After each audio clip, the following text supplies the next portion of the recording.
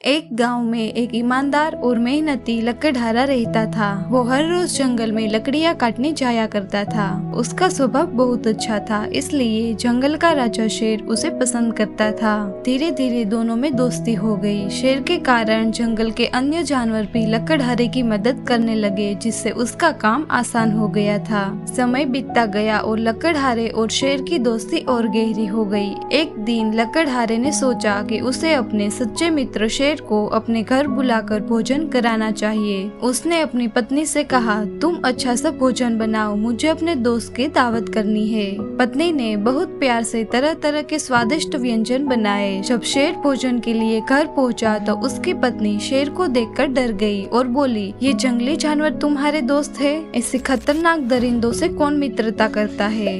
शेर ने लकड़हारे और उसकी पत्नी की बात सुन ली थी। फिर वो चुपचाप बिना कुछ कहे वहाँ से चुपके से चला गया। लकड़हारे को पता था कि शेर ने उसकी पत्नी की बात सुन ली है, जिस वजह से लकड़हारा बहुत शर्मिंदा था।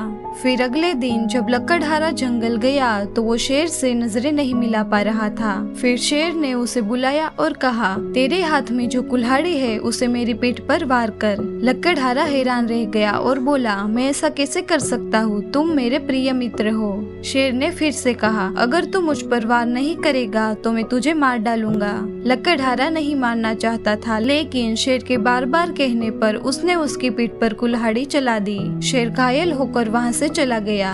कई महीने बीत गए। फिर एक दिन जंगल में लकड़हारे की शेर से भेंट हुई। शेर ने लकड़हारे से कहा, मेरे पेट पर वो घाव देखो, क्या अब भी वहाँ पर कोई निशान है? लकड़हारे ने ध्यान से देखा, लेकिन उसे कोई घाव नजर नहीं आया। फिर शेर ने कहा, देख, कुल्हाड़ी का घाव तो समय के साथ भर गया, लेकिन तेरी पत्नी के शब्दों ने जो मेरे दिल पर चोट पहुंचाई थी वो आज भी नहीं भरी।